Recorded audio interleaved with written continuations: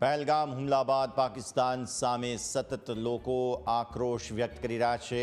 જામનગરવાસીઓ પણ પાકિસ્તાનને જડબાતોડ જવાબ આપવાની માંગ કરી રહ્યા છે। બસ હવે ગુજરાતવાસીઓ જોઈ રહ્યા છે બદલાની રાહ।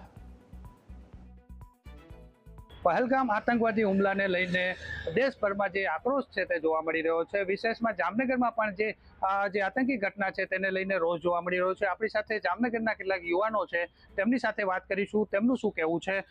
સૌપ્રથમ ભાર્ગવભાઈ, જે પ્રકારે ઘટના બની છે શું કહેશો? આપણા જ દેશની અંદર આપણા જ કપડાં પહેરી અને આજે આતંકવાદીઓ આ રીતે પ્રવૃત્તિ કરે છે તો આ મર્દાનગી નથી, આ હિજરા પ્રવૃત્તિ છે ચોક્કસપણે।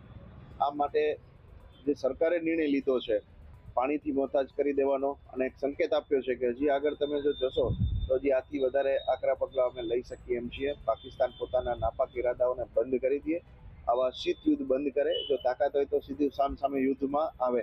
વાતો બધી કરે છે, બાકી દરેક યુદ્ધમાં દરેક લડાઈમાં ભારતે જવાબ આપેલો છે।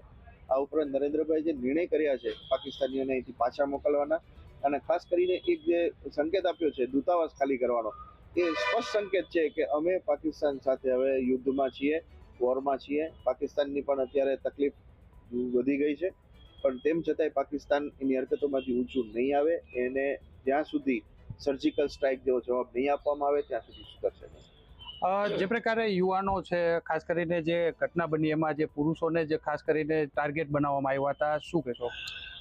આ ઘટના ત્યાંના સ્થાનિકોના સપોર્ટની થઈ છે। ત્યાં કેટલાક કાશ્મીરી શાંતિપ્રિય સમુદાયના લોકો સપોર્ટમાં હતા। જે લોકોને ગોળી મારવામાં આવી તેમને કલમા પડાવવામાં આવ્યા, તેમના પેન્ટ ઉતારી, કપડાં ઉતારી, તેમના અંગ ચેક કરવામાં આવ્યા કે તે હિન્દુ છે કે મુસલમાન છે। આ હું કહું છું, આ એક આતંકવાદી નહીં, આ એક સાંપ્રદાયિક હુમલો હતો। અને દેશમાં અમુક બાબર અને ઔરંગઝેબની નાજાયઝ ઓલાદુ જે આ હુમલાને સમર્થન કરે છે, ભારત સરકારને એટલું જ કહીશ, આ બાબર ને ઔરંગઝેબની નાજાયઝ ઓલાદુને દેશમાંથી કાઢો, તેમને પણ ગોળી મારો।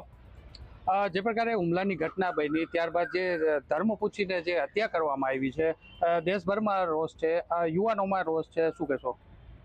સાહેબ, પહેલી વસ્તુ તો એ કે આજે હુમલો કરનારાઓ છે એ નાપુંસકો કહી શકીએ એને, કારણ કે એ લોકો હથિયારબંધ હતા અને જેના ઉપર હુમલો થયો એ લોકો પાસે કોઈ પણ એક ડિફેન્સ માટે પણ કોઈ પણ વસ્તુ નથી।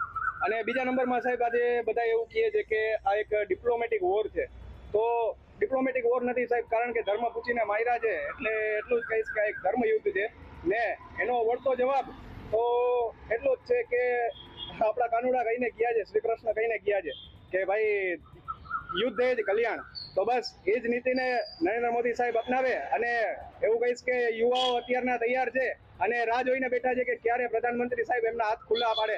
તો એક વખત ખાલી મોદી સાહેબને એટલું કહેવા માંગુ છું કે એક વખત તમે હાથ ખુલ્લા પાડો અને પછી જુઓ તમારે આર્મીને પણ કંઈ ઓર્ડર નહીં કરવો પડે। જે પ્રકારે યુવાનોમાં તો રોષ છે જ, પરંતુ જે પ્રકારે આતંકી હુમલાની ઘટના થઈ ત્યારબાદ ભારત સરકારે કેટલાક નિર્ણયો લીધા, જેમાં જે સિંધુ જળ સંધિ છે, ડિપ્લોમેટિક નિર્ણયો છે, શું કહેશો? ચોખ્ખું અત્યારે ભારતે સ્પષ્ટ સંકેત આપ્યા છે વિશ્વ સ્તરે પણ કે ભારત પાકિસ્તાન સાથે યુદ્ધમાં ઉતરી ચૂક્યું છે। દૂતાવાસ ખાલી કરી દેવાની સૂચના આપવામાં આવી છે। ભારતે હંમેશા સહનશીલતા રાખી છે, પરિપક્વતા રાખી છે અને હંમેશા પાકિસ્તાને આ સહનશીલતાને પરિપક્વતાને નબળાઈ સમજી છે, પણ એને ખબર નથી, એને યાદ કરવું જોઈએ સર્જિકલ સ્ટ્રાઇકમાં એની શું હાલત કરી હતી અને અત્યારે પણ એ હાલત કરવા ભારત સક્ષમ છે।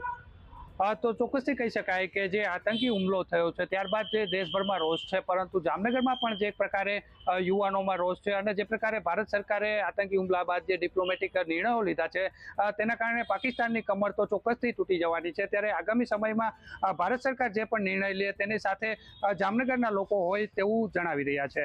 Sanjay Vaghela, news capital, Jamnagar.